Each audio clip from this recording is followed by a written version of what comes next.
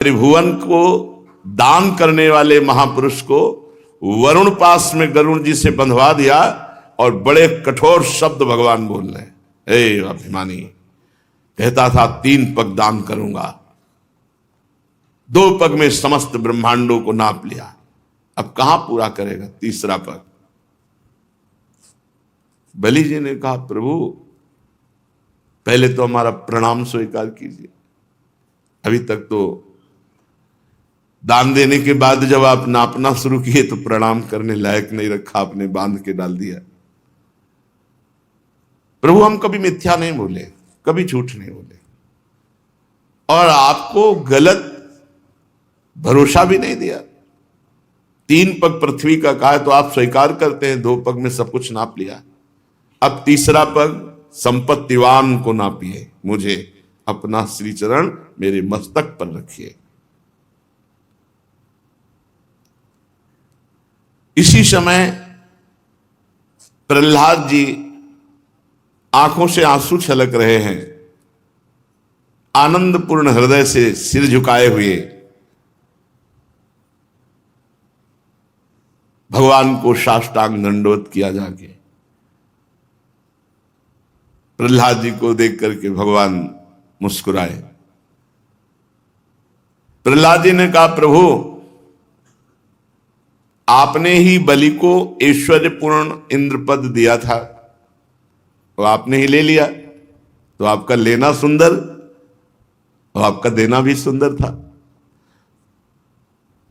मैं समझ रहा हूं मेरे ऊपर बड़ी अपार कृपा की है, और उसी कृपा का फल बलि को प्राप्त हुआ, क्योंकि आपने आत्मा को मोहित करने वाली राज्य लक्ष्मी से अलग कर दिया। ये विशेष कृपा आपकी है।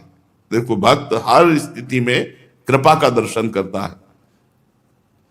यया हि विद्वानमपि मुह्यते यतस्तत्को विचष्टे गतिमात्मनो यथा तस्मै नमस्ते जगदीश्वराय वै नारायणाखिल लोक साक्षिणे।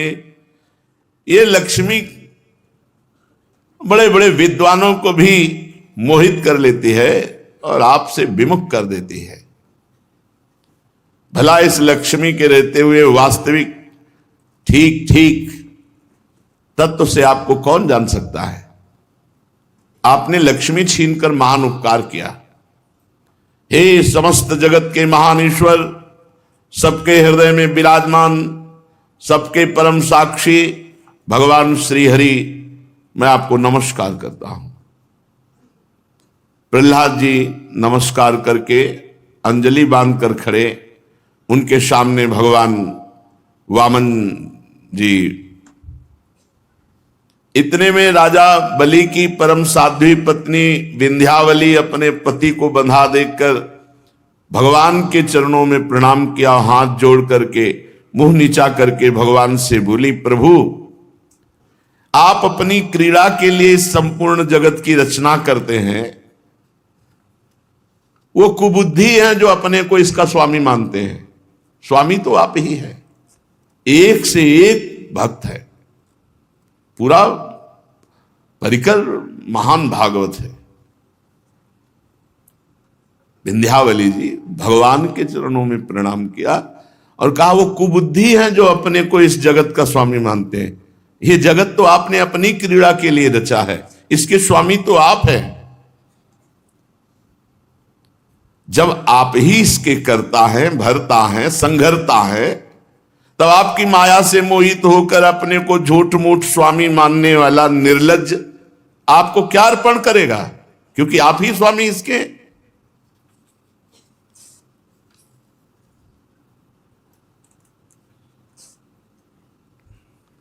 संपूर्ण जगत के जीवन दाता, ये आपको क्या अर्पण करे, ये तो निर्लज्ज है। अपने पति के पक्ष में नहीं बोला, जगत पति के पक्ष में बोला विंध्यावली जी ने।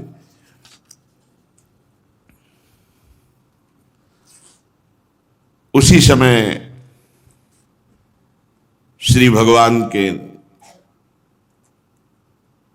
सामने ब्रह्मा जी प्रकट हुए और ब्रह्मा जी ने कहा प्रभु बर्दाश्त नहीं हो रहा, क्योंकि जितना बलि ने समर्पण किया उसका फल तो होना चाहिए कुछ और फल कुछ और दे रहे हो प्रभु, उसको बंधन में बांधे हुए हो वरुण पास में। भूत भावन भूतेश देव देव जगन्मय मुंचैनम हृत सर्वस्वम नायमर्हति निग्रहम। प्रभु प्रभु बिल्कुल ठीक ले, आप इसे अभी छोड़िए, अभी छोड़िए। जिसने अपना सर्वस्व आपको दे दिया वो दंड का पात्र होता है। अरे प्रभु थोड़ा कुछ आपको समर्पित कर दे तो आप रीझ जाते हो, इसने तो सर्वस्व समर्पित कर दिया, अपनी आत्मा को समर्पित कर दिया।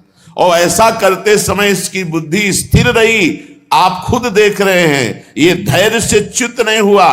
प्रभु जो मनुष्य सच्चे हृदय से एक अंजुलि जल चढ़ा दे, एक दूब चढ़ा दे, दूर्वा दल चढ़ा दे, तो उसको उत्तम गति प्राप्त होती है। और बलि को बंधन, सर्वस्व दे दिया बंधन, त्रिलोकी का दान करने वाला, ऐसे दुख को कैसे प्राप्त हो सकता है। प्रभु प्रभु बस भगवान वामन जी मुस्कुरा दिए और कहा कि ब्रह्मन यमनुग्रहणामि तद्दिशो विधुनोम्यहम। बहुत ये कठिन है सुन करके आनंदित होना। यन्मदः पुरुषः स्तब्धो लोकम माम चावमन्यते। ब्रह्मा जी मैं जिस पर कृपा करता हूं तो ऐसा ही करता हूं। चाहिए कृपा, जिस पर कृपा करता हूं ऐसा ही करते। बिल्कुल खूब आनंद करो, खेलो प्यारे, आपका है सब कुछ है, कैसे भी खेलो आपका है। जोई जोई प्यारो करे सोई मोहि भावे। भक्ति में समर्पण जितना जोर का होगा उतना ही शीघ्र आनंद में डूबोगे। समर्पण की बात है, केवल समर्पण की बात है। ब्रह्मा जी मैं जिस पर कृपा करता हूं ऐसा ही करता हूं, उसका सर्वस्व छीन लिया करता हूं, सर्वस्व छीन लिया कर। डर गए होंगे सब कुछ ले लेंगे, अरे बढ़िया है ये ले ले, नहीं तो मरने के बाद यही छूट जाएगा। ले लें तो कम से कम अपनी दी हुई वस्तु ले लें, हम तो बेईमानी कर रहे हैं, नहीं दे रहे हैं, ले लेना। प्राण मन तन जो कुछ है उन्हीं ने तो दिया था, कहां से लाए हो? कुछ भी लाए हो क्या? कुछ भी नहीं। तुम्हें जो कुछ मिला है वो प्रभु ने दिया है, और इसी जन्म में वो सब प्रभु को समर्पित हो जाए तो झंझट खत्म हो जाए। हम समर्पित नहीं कर पा रहे तो वो छीन लेते हैं, और उनका छीनना भी बहुत मृदु है, बहुत मंगलमय है, बहुत आनंदमय है।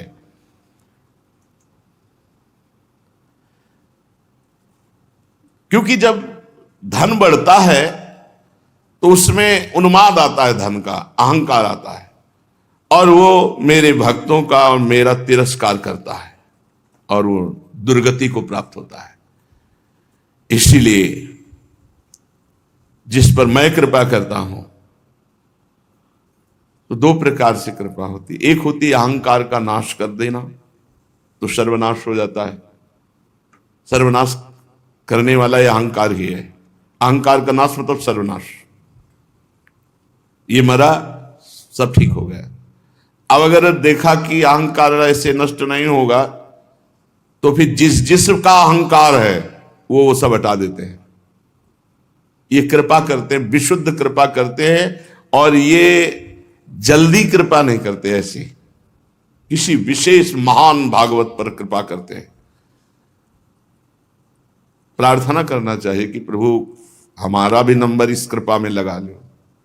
खेलो ना, विनाश का खेल खेलो, आपकी वस्तु है, आप खेलो। जिस पर विशुद्ध कृपा होती, बस ये है कि बड़ा कठिन है झेल पाना। अगर सत्संग सुन करके पुष्ट हो गए हो तो हो जाएगा। पूज्य जुड़िया बाबा के आश्रम में वो संत भगवान रहते थे, परिक्रमा में प्रायः मिला करते थे, तो मिले उनका वृंदावन में साधु सेवा बहुत फलीभूत होती, बहुत लाभ प्रदान करती। संत सेवा, संतों को भोजन पवाना, संतों को वस्त्र, ये सेवा बहुत उनका अच्छा, बड़ी कृपा। जैसे पूज्य श्री सुदामा कुटी के महंत जी आए थे, उनका संत सेवा का तुरंत फल मिलता है, तुरंत फल मिलता है। और सब साधनाओं का तो बाद में, संत सेवा का तो बड़ी महिमा। तो वो अपने आप सुनाने लगे कि एक दिल्ली के कई फैक्ट्रियां थी, बड़े आदमी थे, तो वो यहीं वृंदावन में किन्हीं संत से कहा कि हम तो विषयी जीव हैं, संसार में हैं, हमारा उद्धार कैसे हो सकता है? तो उनका, तुम्हारे पास धन है, महीने 15 दिन में आ जाया करो वृंदावन, एक बार साधु सेवा की और चले गए। बोले इससे उद्धार हो जाए? पक्का उद्धार हो जाएगा। तो उनके लिए 1-2 लाख रुपया महीना में खर्चा करना कोई बड़ी बात नहीं थी। अब तो जब वो 2-4 वर्ष पवाए तो और आनंद बढ़ने लगा। फिर धीरे धीरे यहां भी पवाना और दिल्ली भी ले जाना, और अच्छे से भेंट और व्यवस्था सब करते। तो संत भगवान तो श्रद्धा के भूखे, उनकी श्रद्धा के कारण दिल्ली भी जाने लगे। तो बसें खड़ी थी यही रमण रेती में, तो एक संत भगवान कभी वृंदावन से बाहर नहीं जाते थे, बैठ गए। तो कई संतों ने टोका, महाराज ये बरसाने नहीं जा रही है, ये दिल्ली जा रही है, वहां भगत भंडारा कर रहा है। कुछ नहीं, बैठे रहे। वहां गए तो सबने बताया कि तुम्हारे आज संत सेवा के भाग्य खुल गए, क्योंकि ये किसी के यहाँ भंडारे नहीं जाते, और तुमने बुलाया भी नहीं, अपने आप ही बस में चढ़ के आ गए। भगवान तुम्हारे ऊपर विशुद्ध कृपा किए, समझो। ऐसे संत जो आए वो प्रसाद पाए। सेठ की बहुत महत्व बुद्धि हुई संतों के कहने से। बाद में कहा महाराज हम पर भी कृपा करो। तो उनका वृंदावन लेने आए हैं, चलो वृंदावन। उनका वृंदावन तो जाते ही रहते हैं, कुछ नहीं बोले, दोबारा कुछ नहीं बोले। बसें आई, हाथ छूटी।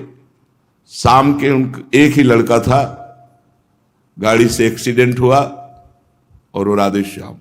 अब तो सर्वनाश, क्योंकि पूरा सब वैभव का वही, और वो लड़का गया। धीरे धीरे उदासीनता बढ़ी, सब बेच डाला, सब बेच करके गौ सेवा और अलग अलग ट्रस्टों में सब दान कर दिया। वृंदावन आकर पति पत्नी बसे। तब उनको याद आया कि संत गए थे, कह रहे थे हम लेने आए, चलो वृंदावन। और वृंदावन की रज में उन्होंने शरीर छोड़ा। ये सर्वनाश का खेल होता है, जिस पर भगवान की विशुद्ध कृपा होती है। डरना मत। पीएचडी का प्रश्न ककारा पढ़ने वालों के साथ नहीं किया जाता, आप ऐसा मत डरना। मोरध्वज के चरित्र में पढ़ के देखो, आरा चलवाया, भगवान की विशुद्ध भक्तों की लीला, जिस पर विशुद्ध कृपा करते हैं। ब्रह्मा जी, मैं जिस पर कृपा करता हूं उसका सब कुछ छीन लेता हूं। अरे ये कोई भयावह वाली बात है, सब कुछ छीन लेते हैं। आप अपनी हर कीमती वस्तु लॉकर में रखते हो कि नहीं? बैंक में, सरकारी बैंक में। क्यों? क्योंकि सुरक्षित होती। अरे समझो, घुमा के बोल रहे हैं भगवान, मैं पूरी जिम्मेवारी उसकी ले लेता हूं। एक छोटी छोटी वस्तु की भी सर्वस्व, मैं सर्वस्व पर अपना अधिकार कर लेता हूं। फिर जो लॉकर में है वो सुरक्षित है ना, तो जो भगवान को समर्पित हो गई आपकी वस्तु सुरक्षित हो गई। अच्छा, आप सब कुछ ले लो, आप आ जाओ हमारे पास, घाटा हुआ कि मुनाफा हुआ? मुनाफा हुआ। एक आदमी पारसमणि के स्पर्श से किया हुआ सोना लेके चला गया, और एक आदमी पारसमणि मिली, तो महान कौन हुआ? जो पारसमणि, क्योंकि जितना चाहे सोना बना ले। तो जगत बनाने वाला हमारे पक्ष में आ गया, और जगत की माया की कुछ चंद वस्तुएं जो हमारे हिस्से में थी वो उसने ले ली, तो हम घाटे में हुए क्या? अरे भाई डरो मत, नहीं तो सर्वनाश शब्द सुन के डर जाते हैं कि फिर भक्ति कम करो। ऐसा नहीं है। चक्रवर्ती सम्राट अम्बरीश जी की भक्ति सर्वश्रेष्ठ। और कौन सा नाश लीला हुई? क्योंकि अहंकार ही नहीं था। जहां अहंकार है उसको नाश करने के लिए भगवान लीला करते हैं। मनुष्य योनि में जन्म लेकर यदि कुलीनता का, कर्म का, अवस्था का, विद्या का, ऐश्वर्य का, धन का घमंड ना हो जाए, तो समझना चाहिए भगवान की बहुत बड़ी कृपा है हमारे ऊपर। घमंड ना आ जाए, नहीं घमंड तो हो ही जाता है। कुलीनता आदि बहुत से ऐसे कारण हैं जो अभिमान और जड़ता आदि उत्पन्न करके मनुष्य को सच्चे कल्याण से वंचित कर देता है। परंतु जो मेरा शरणागत होता है, मैं इनके अहंकार में फंसने नहीं देता। कितनी कृपा है, वो घुमा के बोल रहे इसलिए समझ में नहीं आ रहा है। कितनी कृपा है, जो हम नहीं बच सकते उससे प्रभु हमें बचा रहे हैं। ये बलि दानव और दैत्य दोनों ही वंशों में अग्रगण्य और उनकी कीर्ति बढ़ाने वाले होगा। इसने आज उस माया पर विजय प्राप्त कर ली जिसे जीतना बड़े बड़े मुनियों के लिए भी कठिन है। देख लो, अब रास्ते खोल रहे हैं। तुम देख रहे हो, हमने इतना दुख दिया पर यह दुख से मोहित नहीं हुआ। हमने इसका धन छीन लिया, राजपद छीन लिया, गुरु विरोध कर दिए, हमने बांध लिया, भाई बंधु छोड़कर चले गए। ये वरुण पास में पड़ा यातना भोग रहा है। गुरुदेव ने डांटा फटकारा, साप दे दिया, परंतु इस दृढ़ व्रती ने तनिक भी विचलित नहीं हुआ, अपनी प्रतिज्ञा नहीं छोड़ी। मैंने छल भरी बातें की, मैंने छल धर्म का उपदेश किया, परंतु ये अपने भागवत धर्म को नहीं छोड़ा। ये बात आज मैं वो स्थान देता हूं बलि को जिसे देवराज इंद्र क्या बड़े बड़े देवताओं के लिए भी दुर्लभ है। सावर्ण मनवंतर में ये इंद्र पद पर विराजमान होंगे, तब तक विश्वकर्मा के बनाए हुए शुतल लोक में रहेंगे और वहां मैं सदैव इसी वामन रूप में रहूंगा। ये किसी देवता को थोड़ी मिला है। और मैं हर समय इन पर कृपा दृष्टि का इनको अनुभव कराऊंगा। इसलिए आज के बाद कभी शारीरिक या मानसिक रोग या थकावट, तंद्रा या बाहरी या भीतरी शत्रुओं से कभी बलि पराजित नहीं हो सकते। ये भगवान कह रहे, ये दिया है। कोई भी विघ्न बलि के सामने टिक नहीं सकता। और बलि को संबोधित करते हुए कहा, महाराज इंद्रसेन तुम्हारा कल्याण हो, जाओ निर्भय होकर सुतल लोक में जाओ। देवता भी तुम्हारी कीर्ति का गान करेंगे, बड़े बड़े लोकपाल भी तुम्हारी पूजा करेंगे। जो दैत्य आज के बाद तुम्हारा उल्लंघन, आज्ञा का उल्लंघन करेगा, मेरा सुदर्शन चक्र उसके टुकड़े टुकड़े कर देगा। रावण गया था दिग्विजय करने, मारा एक लात भगवान वामन ने तो दाहिने अंगूठे के प्रभाव मात्र से न जाने कितने योजन दूर गिरा जाके। वहां प्रवेश नहीं, भगवान वामन विराजमान है। देखो क्या भगवान कह रहे, मैं तुम्हारे अनुचरों की, तुम्हारी भोग सामग्री की, सबकी रक्षा का ठेका आज से मैं लेता। यार ऐसा सौभाग्य खेलो ना खेलो, करो जो मना। एक बार आओ सामने, ऐसे बोलो, इसी के लिए तो आराधना उपासना की जाती। क्या बलि जी को मिला है? जो बलि जी को मिला वो किसी को नहीं मिला। भगवान कह रहे हैं, देखो नाशवान वस्तु का भी ठेका ले रहे हैं। तुम्हारी भोग सामग्री को भी कोई विघ्न नहीं पहुंचा सकता। तुम्हारी को तो बात जाने दो। बड़े बड़े लोकपाल आज के बाद तुम्हारी पूजा करेंगे। दूसरों की बात क्या, जो दैत्य तुम्हारी आज्ञा का उल्लंघन करने की सोचेगा, मेरा सुदर्शन चक्र टुकड़े टुकड़े कर देगा। मैं तुम्हारे अनुचरों की, तुम्हारी भोग सामग्री की सब प्रकार से रक्षा करूंगा। वीर बलि, तुम मुझे शुतल लोक में सदा सर्वदा अपने पास इसी वामन रूप में देखोगे। दानों दैत्यों के संसर्ग से तुम्हारा जो कुछ असुर भाव होगा, मेरे संग के प्रभाव से वो सब नष्ट होता रहेगा। सनातन पर ब्रह्म परमात्मा भगवान इस प्रकार साधुओं के आदरणीय महानुभाव दैत्यराज बलि से जब कहा तो आंसुओं की धार बह रही बलि के। यार निहाल हो गए इतने में, इससे बढ़कर क्या हो सकता है। यहां एक झलक पाने के लिए पूरा जीवन ऋषि मुनि तप करते रहते हैं। भगवान कह रहे मैं हर समय सानिध्य में रहूं, तुम्हारी भोग सामग्री की भी रक्षा करूंगा, कोई विघ्न नहीं डाल सकता। क्या एकदम निहाल कर दिया, निहाल कर दिया। गला भराया बलि जी का, हाथ जोड़कर गदगद वाणी से भगवान से कहने लगे, प्रभु अभी तो पूरा प्रणाम भी नहीं किया, केवल प्रणाम करने की चेष्टा की है, उससे मुझे वो फल मिला जो केवल आपके शरणागत अनन्य भक्तों को प्राप्त होता है। बड़े बड़े लोकपाल और देवताओं पर आपने जो कृपा कभी नहीं की, वो मुझ जैसे नीच असुर को सहज ही प्राप्त हो गई। परीक्षित, बलि जी ऐसा कह ही रहे थे कि वरुण पाश से मुक्त हो गए। वरुण पाश तत्काल अंतर्धान हो गया। भगवान ब्रह्मा जी, भगवान महादेव जी ये सब बलि की बड़ाई कर रहे हैं। बलि धन्य है। फिर भगवान का इशारा हुआ तो ब्रह्मा जी और महादेव जी आदि को प्रणाम करके भगवान के साथ सुतल लोक की यात्रा महाराज बलि ने की। इस प्रकार भगवान ने बलि से स्वर्ग का राज्य लेकर इंद्र को दे दिया और माता देव माता अदिति की कामना पूर्ण की। स्वयं उपेंद्र बनकर सारे जगत का शासन करने लगे।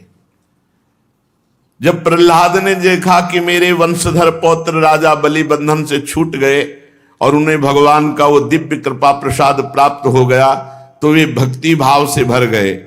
उस समय उन्होंने भगवान की इस प्रकार स्तुति की, प्रभो ये कृपा प्रसाद नेमं विरिंचो लभते प्रसादम न श्रीर्न सर्वः किमुता परेते यन्नो सुराणामसि दुर्गपालो। दुर्गपाल विश्वाभिवंदैरपि वंदितांभिः यत्पाद पद्म करंद निषेवणेन ब्रह्मादया शरणदा सुनवते विभूति कस्माद्वयं कुसृतया खलयो नयस्ते दाक्षिण्य दृष्टि पदवीं भवतः प्रणीता। ये कृपा प्रसाद तो ब्रह्मा जी को भी कभी नहीं मिला, ना कभी लक्ष्मी जी को मिला, ना कभी ऐसा महादेव जी को। तो दूसरों की बात क्या। अहो विश्ववंद्य ब्रह्मादि भी जिनके चरणों की वंदना करते हैं, वही प्रभु स्वयं से हम असुरों के दुर्गपाल बन करके रहेंगे, स्वयं स्वीकार किया। शरणागत वत्सल प्रभु, ब्रह्मादि लोकपाल आपके चरण कमलों का मकरंद रस सेवन करने के कारण सृष्टि रचना की शक्ति आदि अनेक विभूतियां प्राप्त करते हैं। प्रभु हम तो जन्म से ही खल और कुमार्गगामी हैं, हम पर आपकी ऐसी अनुग्रहपूर्ण दृष्टि कैसे हो गई कि आप त्रिभुवनपति होकर हमारे द्वारपाल बन गए। कृपा, आपने अपनी योग माया से खेल ही खेल में त्रिभुवन की रचना कर दी। आप सर्वज्ञ सर्वात्मा और समदर्शी, आपकी लीलाएं बड़ी विलक्षण जान पड़ती हैं। प्रभु आपका स्वभाव कल्प वृक्ष के समान है, क्योंकि आप अपने भक्तों से अत्यंत प्रेम करते हैं। इसी से कभी कभी उपासकों के प्रति पक्षपात और विमुखों के प्रति निर्दयता भी आप में देखी जाती है। श्री भगवान ने कहा, वत्स प्रहलाद तुम्हारा कल्याण हो, अब तुम भी सुतल लोक में जाओ, वहां अपने पौत्र बलि के साथ आनंद पूर्वक रहो और जाति बंधुओं को सुखी करो। वहां तुम मुझे नित्य ही गदा हाथ में लिए खड़ा देखोगे इसी रूप में, और मेरे दर्शन के परमानंद में मग्न रहने के कारण तुम्हारे सारे कर्म बंधन नष्ट हो जाएंगे। परीक्षित, समस्त दैत्य सेना के स्वामी विशुद्ध बुद्धि प्रहलाद जी ने जो आज्ञा कहकर हाथ जोड़कर भगवान का आदेश मस्तक पर चढ़ाया, फिर उन्होंने बलि जी के साथ आदि पुरुष भगवान की परिक्रमा की, उन्हें प्रणाम किया और फिर सुतल लोक की यात्रा की। परीक्षित, उस समय भगवान श्री हरि ने ब्रह्मवादी दिग्गजों की सभा में अपने पास ही बैठे हुए शुक्राचार्य जी से कहा, ब्रह्मन, आपका शिष्य यज्ञ कर रहा था, अब उसमें जो त्रुटि रह गई वो आप पूर्ण करो। यज्ञ की पूर्णता होनी चाहिए और आपकी कृपा दृष्टि होनी चाहिए। आज्ञा करी भगवान ने शुक्राचार्य जी को कि अब यज्ञ पूर्ण करो और कृपा दृष्टि करो। शुक्राचार्य जी ने कहा, जो आज्ञा भगवान। भला भगवान की आज्ञा का उल्लंघन कौन कर सकता है? जिसने अपना समस्त कर्म आपको समर्पित कर दिया, यज्ञेश्वर, क्या अभी उसके यज्ञ में कोई त्रुटि है? शुक्राचार्य जी ने कहा कि हमारे शिष्य ने तो सर्वस्व आपको अर्पित कर दिया, आप क्या त्रुटि रह गई? अब तो पूर्णता ही पूर्णता है।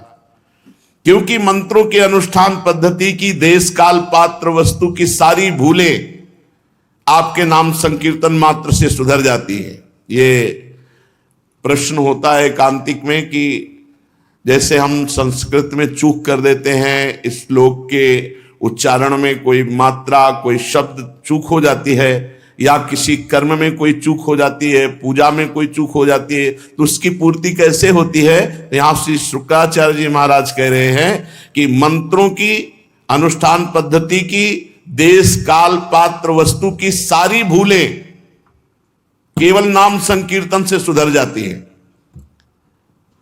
कोई भी पूजा, कोई भी अनुष्ठान, कोई भी पाठ तभी पूर्ण माना जाएगा जब नाम संकीर्तन उसके साथ होगा। भले 5 मिनट करो, नाम संकीर्तन जरूर करो, क्योंकि नाम संकीर्तन से मात्रा की, शब्द की, अक्षर की, मंत्र की, अनुष्ठान की, पूजा की, पद्धति की जो भी त्रुटि हुई होगी, गलती हुई होगी, वो सब मिट जाएगी, आपको पूर्ण फल मिलेगा। पाठ का, अनुष्ठान का, पूजा का, हर पूजा, हर पाठ, हर अनुष्ठान के बाद 5 मिनट चाहे करो, नाम संकीर्तन जरूर करो। तथापि हे अनंत, जब आप स्वयं आज्ञा कर रहे हैं तो मैं आपकी आज्ञा का अवश्य पालन करूंगा। मनुष्य के लिए सबसे बड़ा कल्याण का साधन यही कि वो आपकी आज्ञा का पालन करे। श्री सुखदेव जी कहते हैं, परीक्षित, भगवान शुक्राचार्य जी ने भगवान श्री हरि की ये आज्ञा स्वीकार करके दूसरे ब्रह्म ऋषियों के साथ बलि के यज्ञ में जो कमी रह गई थी उसे पूर्ण किया। परीक्षित, इस प्रकार वामन भगवान ने बलि से पृथ्वी की भिक्षा मांगकर अपने बड़े भाई इंद्र को स्वर्ग का राज्य दिया, जिसे उनके शत्रुओं ने छीन लिया था। इसके बाद प्रजापतियों के स्वामी ब्रह्मा जी, देवर्षि, पितर, मनु, दक्ष, भृगु, अंगिरा, सनत कुमार और भगवान शंकर के साथ कश्यप एवं अदिति की प्रसन्नता के लिए, संपूर्ण प्राणियों के अभ्युदय के लिए, समस्त लोक और लोकपालों के स्वामी के पद पर वामन भगवान का अभिषेक कर दिया गया। परीक्षित, वेद, समस्त देवता, धर्म, यश, लक्ष्मी, मंगल, व्रत, स्वर्ग, अपवर्ग सबके रक्षक के रूप में, सबके परम कल्याण के लिए सर्वशक्तिमान वामन भगवान को उपेंद्र का पद दिया। उस समय सभी प्राणियों को अत्यंत आनंद हुआ। इसके बाद ब्रह्मा जी की अनुमति से लोकपालों के साथ देवराज इंद्र ने वामन भगवान को सबसे आगे विमान पर बैठाया और अपने साथ स्वर्ग लिवा ले गए। इंद्र को एक तो त्रिभुवन का राज्य मिल गया, दूसरे वामन भगवान के कर कमलों की छत्र छाया। सर्वश्रेष्ठ ऐश्वर्य लक्ष्मी उनकी सेवा करने लगी। वे निर्भय होकर आनंदोत्सव मनाने लगे। ब्रह्मा, भगवान शंकर, सनत कुमार, भृगु आदि मुनि, पितर, सारे भूत, सिद्ध और विमान रूही देवगण भगवान के इस परम अद्भुत एवं अत्यंत महान कर्म का गान करते हुए अपने अपने लोक को चले गए। और देव माता अदिति भी बहुत प्रसन्न हुई। परीक्षित, तुम्हें मैंने भगवान का ये सब लीला चरित्र सुनाया। जो वामन अवतार की इस लीला चरित्र को सुनता है वो समस्त पापों से मुक्त हो जाता है। भगवान की लीला, भगवान की महिमा, भगवान की कृपा जो सुनता है, जो गान करता है, उसके हृदय में भगवान की विशुद्ध भक्ति जागृत होती है। जो इस चरित्र को सुनता है अद्भुत लीला विहारी वामन भगवान के अवतार के चरित्र को, उसको निश्चित परम गति की प्राप्ति होती है। देवयज्ञ, पितृयज्ञ, मनुष्य यज्ञ, किसी भी कर्म का अनुष्ठान करते समय जहां वामन भगवान की इस लीला का कीर्तन होगा, वो कर्म सफलता पूर्वक संपन्न होगा, उसमें कोई विघ्न नहीं होगा। और बड़े बड़े महात्माओं का अनुभव है कि उसका परम मंगल निश्चित होगा, जो भगवान वामन के पावन चरित्र का गायन और श्रवण करेगा। राजा परीक्षित ने पूछा, भगवान के बड़े अद्भुत कर्म हैं, हमने सुना भगवान ने मत्स्यावतार धारण किया। तो ये मत्स्यावतार, मत्स्य योनि, एक तो यूं ही लोक निंदित है, दूसरे तमोगुणी और असह्य परतंत्रता से युक्त है। तो सर्वशक्तिमान होकर भगवान ने ये मत्स्य रूप क्यों धारण किया? भगवान महात्माओं के कीर्तनीय परम पावन चरित्र करने वाले हैं, इसलिए हम सुनना चाहते हैं भगवान के मत्स्य अवतार को। सूत जी कहते हैं, शौनकादि ऋषियों, जब राजा परीक्षित ने भगवान श्री शुकदेव जी से यह प्रश्न किया, तब उन्होंने विष्णु भगवान के पावन चरित्र जो मत्स्यावतार से युक्त है उसका गान किया। श्री सुखदेव जी कहते हैं, परीक्षित यूं तो भगवान सबके एकमात्र प्रभु हैं, पर वे गौ, ब्रह्म ऋषि, देवता, साधु, वेद, धर्म, अर्थ, इनकी रक्षा के लिए जब जहां जैसा अवसर आया वैसा शरीर धारण किया। वे सर्वशक्तिमान प्रभु वायु की तरह नीचे ऊंचे छोटे बड़े सभी प्राणियों में अंतर्यामी रूप से लीला करते रहते हैं, परंतु उन प्राणियों के बुद्धिगत गुणों से वे छोटे बड़े या ऊंचे नीचे नहीं हो जाते, क्योंकि वे समस्त प्राकृत गुणों से रहित निर्गुण हैं। अब सुनो मत्स्यावतार की कथा। पिछले कल्प के अंत में ब्रह्मा जी के सो जाने के कारण ब्राह्म नामक नैमित्तिक प्रलय हुआ था। उस समय भूरलोक आदि सारे लोग समुद्र में डूब गए थे। प्रलय काल आ जाने के कारण ब्रह्मा जी को नींद आ रही थी, वो सोना चाहते थे। उसी समय वेद उनके मुख से निकल पड़े और उनके पास ही रहने वाले हयग्रीव नामक बलि दैत्य ने योग बल से चुरा लिया। सर्वशक्तिमान भगवान श्री हरि ने दानवराज हयग्रीव की चेष्टा जान ली, इसीलिए उनको मत्स्यावतार धारण करना पड़ा। उसी समय सत्यव्रत नाम के बड़े उदार एवं भगवत परायण राजर्षि केवल जल पी करके भगवान का मंत्र जपते हुए तपस्या कर रहे थे। वही सत्यव्रत वर्तमान महाकल्प में विवस्वान सूर्य के पुत्र श्राद्ध देव के नाम से विख्यात हुए और उन्हें भगवान ने वैवस्वत मनु बना दिया। एक दिन राजर्षि कृतमाला नदी के जल में तर्पण कर रहे थे, तो उनकी अंजलि में एक छोटी सी मछली आ गई। अंजलि में सत्यव्रत जी ने देखा कि अंजलि में मछली आ गई, तो ऐसे नदी में छोड़ दिया। तो आवाज आई, बड़े करुणामय हो, बड़े दयालु हो राजन सत्यव्रत, और आप जानते हैं कि यहां बड़ी बड़ी मछलियां मुझे खा जाएंगी, मुझे बहुत डर लग रहा है, इसलिए तो मैं आपकी अंजलि में आई थी और आपने मुझे फिर नदी में छोड़ दिया। अब मैं आपकी शरण में हूं तो आपको रक्षा करनी चाहिए। उनको पता नहीं था कि यह आवाज किनकी है। उन्होंने तुरंत मछली को फिर हाथ में उठा लिया और कहा, निर्भय हो जाओ, अब नदी में नहीं डालेंगे तुम्हें और तुम्हें कोई नहीं खाएगा, डरो मत। सत्यव्रत ने अपने कमंडल में रख लिया मछली को, आश्रम पर ले आए। आश्रम में लाने के बाद रात में ही देखा कि मछली सुरक्षित है कमंडल में।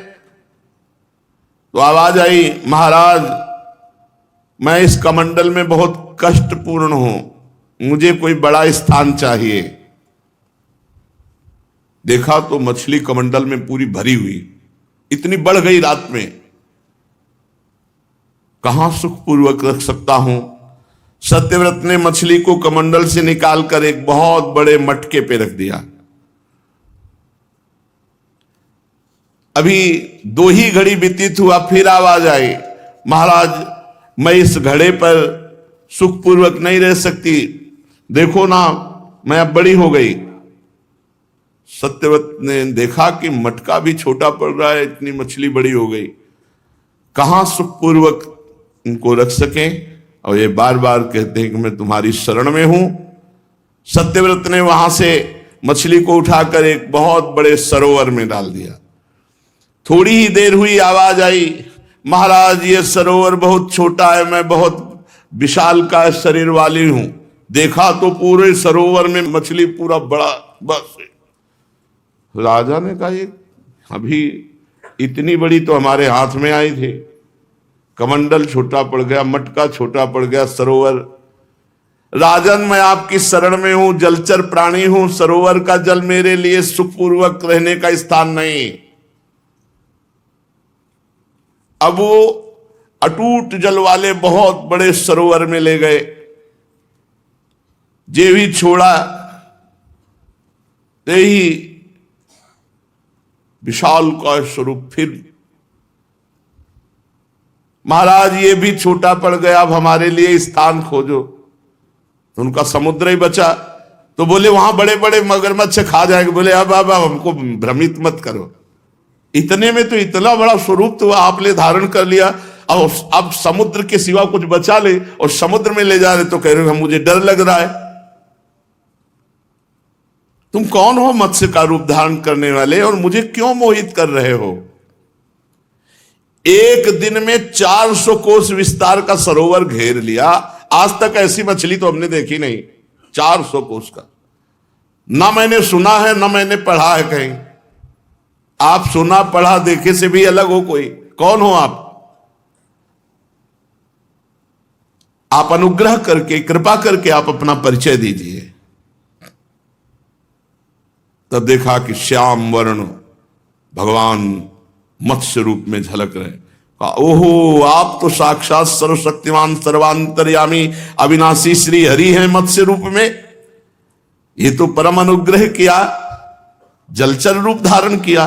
पुरुषोत्तम आप जगत की उत्पत्ति स्थिति और प्रलय के स्वामी हैं, आपको मैं नमस्कार करता हूं। हम आपके शरणागत भक्त हैं, आपके आश्रित हैं, आपके सभी लीलावतार प्राणियों के अभ्युदय के लिए हैं। पर मैं जानना चाहता हूं कि इस समय प्रभु ने ये मत्स्यावतार क्यों धारण किया है, इसका क्या कारण हो सकता है?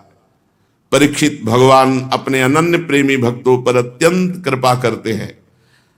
जब जगतपति मत्स्य भगवान अपने प्यारे भक्त राजन से सत्यव्रत की प्रार्थना सुनी तो उनका परम प्रिय और हित करने के लिए, साथ ही कल्पांत के प्रलय कालीन समुद्र में विहार करने के लिए उनसे कहा, सत्यव्रत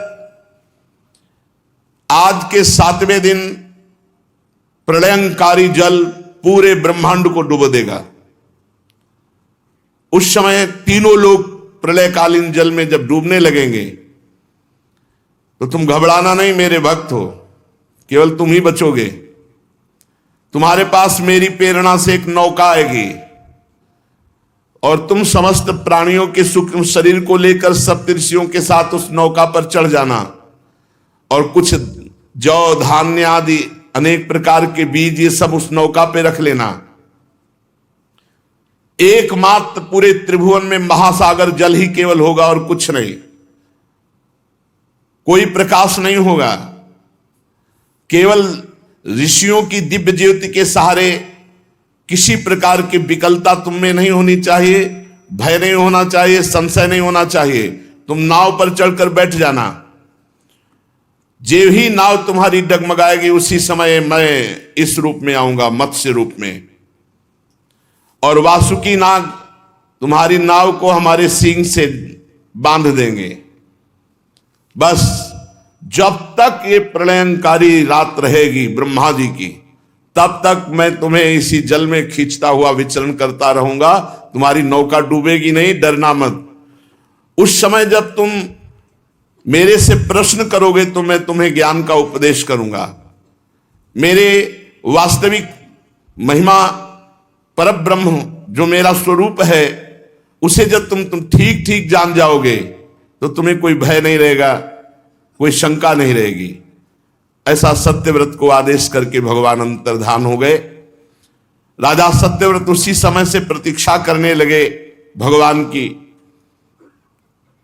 और भगवान मत्स्य का चिंतन करने लगे। 7 दिन व्यतीत होने में देर नहीं लगी। उसी समय देखा भयंकर समुद्र अपनी मर्यादा छोड़ करके चारों तरफ से पृथ्वी को डुबोने लगा। सारी पृथ्वी डूब गई, अन्य लोक भी डूब रहे हैं। राजा ने भगवान का स्मरण किया तो देखा नाव आ गई।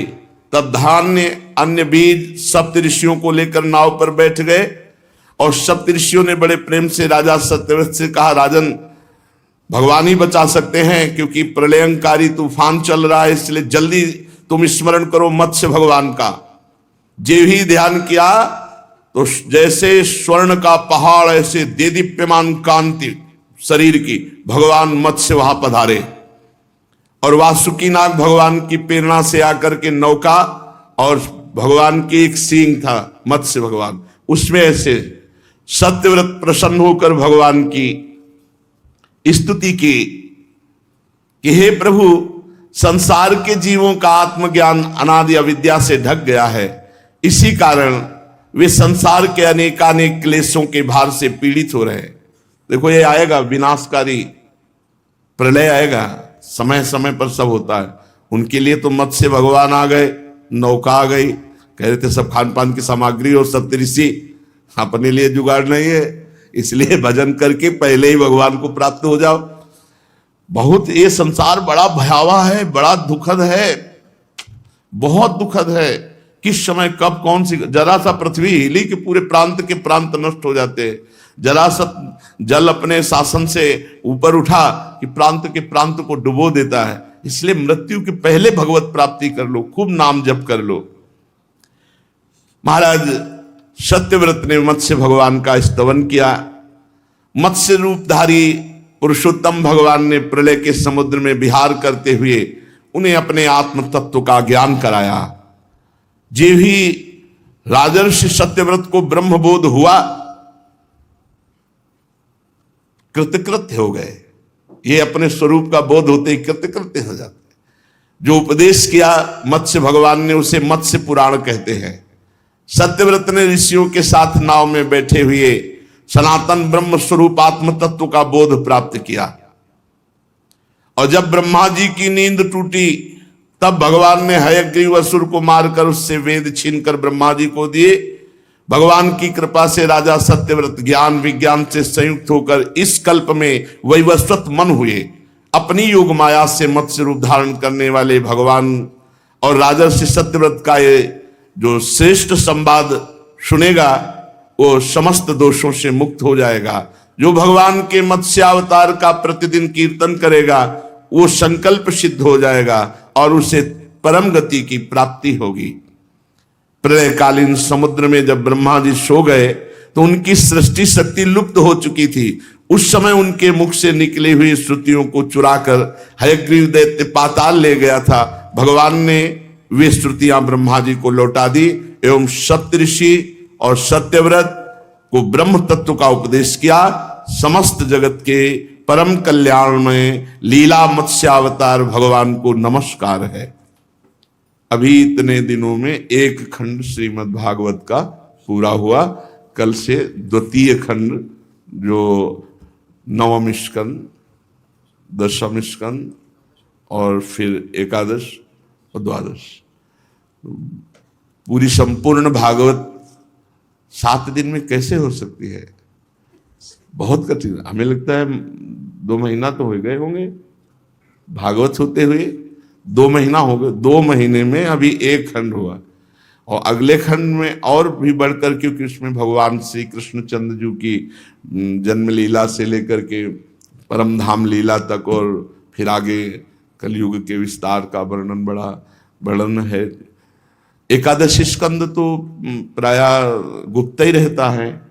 एकादश स्कंद विशुद्ध उपदेश भगवान ने, जैसे मत्स्य भगवान ने सत्यव्रत को जो उपदेश दिए, वही भगवान श्री कृष्णचंद्र जी ने उद्धव जी को उपदेश किए। वही उपदेश हैं जो श्रीमद् भागवत में, क्योंकि मत्स्य पुराण का वही उपदेश है। ब्रह्म तत्व तो वही है ना, उसी की अनुभूति है। तो आज प्रथम खंड संपन्न हुआ, कल से द्वितीय खंड। श्री राधा वल्लभ लाल की।